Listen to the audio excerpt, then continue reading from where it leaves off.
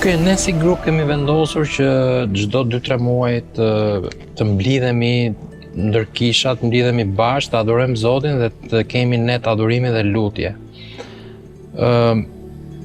Ne kërkojmë vende, kërkojmë hapësira, kërkojmë si mund të bëjmë një thirrje, domethënë si mund të bëjmë komunitetit krishterë ose njerëzve që kanë qenë afër nesh, një thirrje që ku mund mblidhemi, si mund mblidhemi.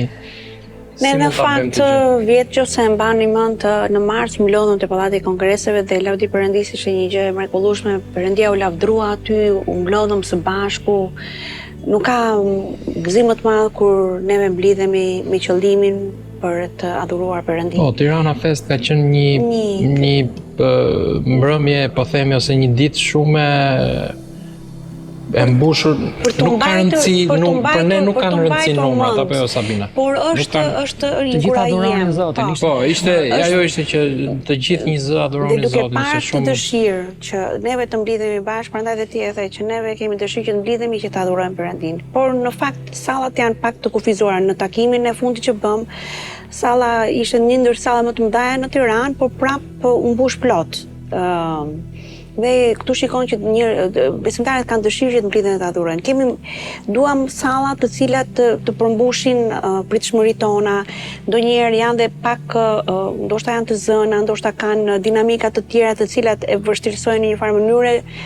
Po, pyetja ime është kjo, që sa të gatshëm janë, po themi, drejtuesit ose të krishterët sot për të mbledh bashkë edhe për të ofruar, po themi, qoftë edhe një ambient ose një hapësirë ku mund të mblidhemi bashkë. Të gatshëm janë, sepse për shembull në sesionin e dytë neve regjistruam në një sallë që na u dha falas, në sesionin e tretë po ashtu, në sesionin e katërt po ashtu. Por ajo që neve kërkojmë është një sallë që të jetë më e madhe, mbi 500 veta, dhe që të ketë lehtësira nga ana. Kjo është për netët të adhurimit që ne duam të organizojmë çdo 2-3 muaj që ta kemi. Po, do ishte mrekullueshme nëse ne do kishim një sallë le ta themi dispozicion. Kemi dëshirë të mblidhemi, pse jo të mos mblidhemi. Do ishte ideale. Do ishte e mirë që ja ku është një vend, eja të mblidhemi bashkë. Po mira, mund ta bëjmë një thirrje, domethënë mund ta kemi këtë që të bëjmë një thirrje, pavarësisht se ne na kanë ndihmuar edhe për të organizuar, për të qenë të gjithë kishat bashkë, ka qenë një ndihmë shumë e madhe dhe bushi, apo jo? Patjetër. Por të bëjmë një thirrje që sepse ndoshta ne nuk e dim. Se mund të ketë salla në Tiranë ose vende, hapësira ku ne mund mblidhemi. Sfida më e madhe që neve kemi aktualisht është të mblidhemi në një vend, në një sallë që të përmbushi pritshmëritë tona. Po, që të paktën të jetë fonia, të jetë ndriçimi, të jenë njerëzit që mund të ndihmojnë për të ngritur. Dhe neve jemi gati të mblidhemi bashkë, dhe ka shumë njerëz janë të gatshëm, madje kanë filluar të shkruajnë që kur do jetë takimi tjetër, dhe dëshirojmë të mblidhemi, të lutemi bashkë. Në shumë që mblidhemi në takime lutjesh, të mblidhemi në takime adhurimi. Si ishte herën e fundit?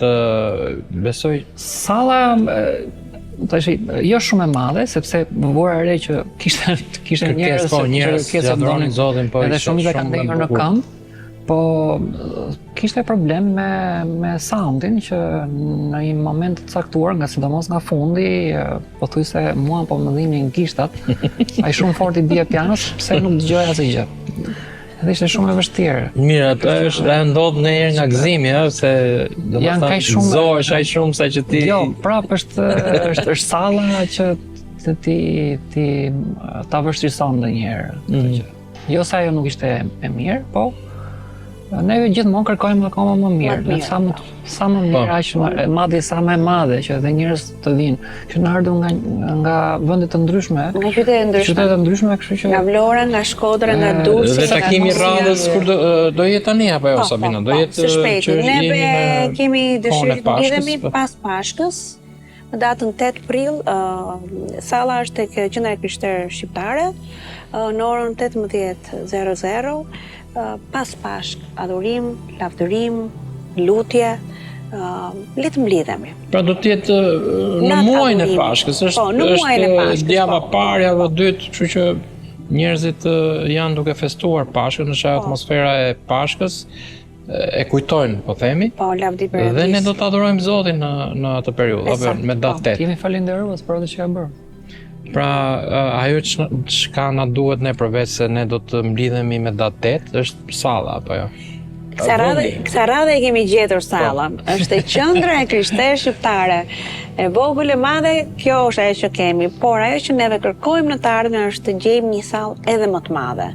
Dhe të jetë një bekim për neve që të mos rrim ta mendojmë do shkojmë këtu. Si do bëjmë? Janë gjithë gjërat të cilat të lidhen me njëra tjetrën.